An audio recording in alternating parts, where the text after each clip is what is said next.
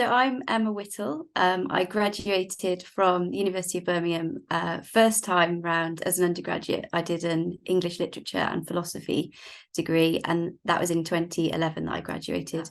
And I did a master's degree in literature, culture and modernity, which I graduated in 2014. So after Birmingham, after my postgraduate degree, I worked in an office and as an administrator for a year or so before applying for a paid internship at Cheltenham Literature Festival in their programming team. I knew that I loved researching different ideas and learning about different aspects of culture. So from books and art through to sort of politics and social issues. So I thought this would be a really great opportunity to develop those skills. I've always struggled with mental health as well. So an internship seemed like a great stepping stone into a career path, just to give me a chance to try that out and get some experience, learning a bit more about the creative industries. So that was a 6-month internship. And then at the end of that process, I was lucky enough to be given the opportunity to join the Literature and Science Festival programming teams as an assistant.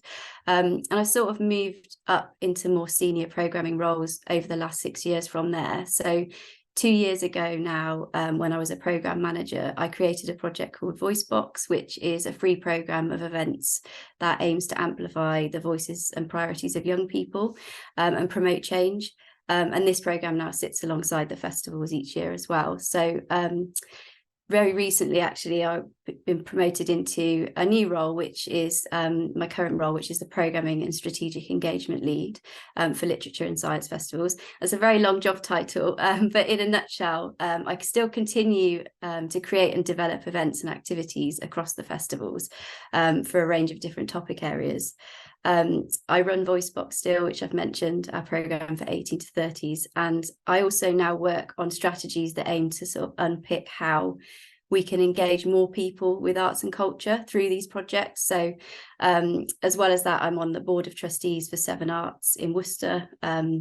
And I'm just really passionate about engagement with culture. And I love the potential arts and culture has to create change and improve our well-being. So I think that's something that really drives me in my job now. And that's where I am today. So a typical day for me, really, I think would be to be meeting with my fellow programming teams. So we program events. A lot of people ask me, you know, does it take a year to put on a festival that takes place for a week in a year? But the answer is yes. And we plan over sort of 6 to 8 months of time. And that goes from pooling ideas and chatting through ideas. So often a lot of my time is spent with the team, sort of exploring hot topics and looking at publishing and seeing what's in the media, I suppose, and sharing all of that information in really creative discussions, which I guess is very reflective of what you do at university in a discussion group about a book, for example. So it's that kind of feel to it. It's very creative space and a very fun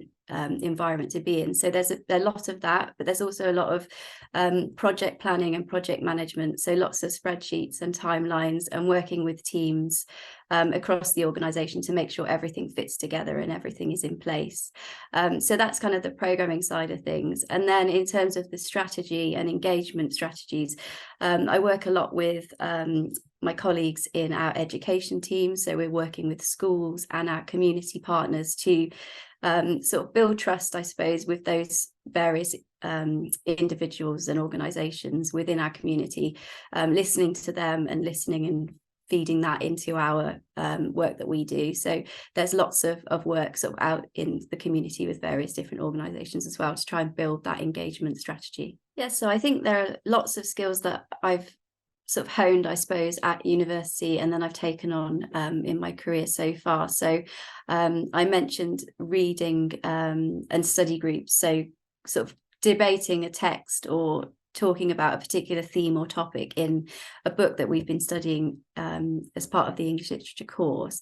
That in itself, I think, is a really valuable skill, that listening skill, that ability to give your critical opinion clearly and listen to others and take that on board and kind of adapt and change your views on particular issues or topics. And I think that's something that as a programmer you have to remain neutral, I suppose, and make sure that you're portraying everyone's views and having a fair discussion about things. So that in itself is a really important skill that I think came from university.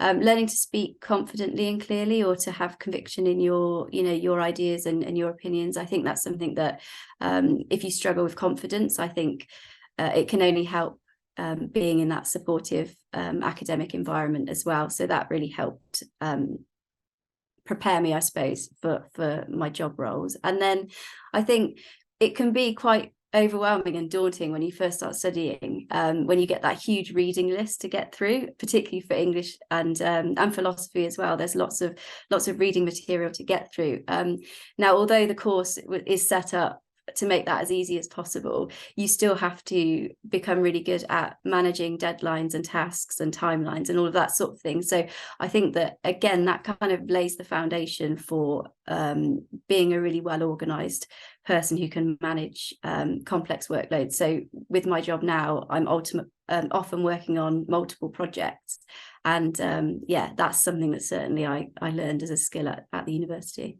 Look at skills outside of your academic kind of training, I suppose, that will complement those things. So things like empathy and listening, and that there are so many things like that I think we often overlook when we're creating our CVs. We think, oh no, we need to be very specific about our education or whatever it is. But yeah, so I think looking at skills outside of that complement those things is really important.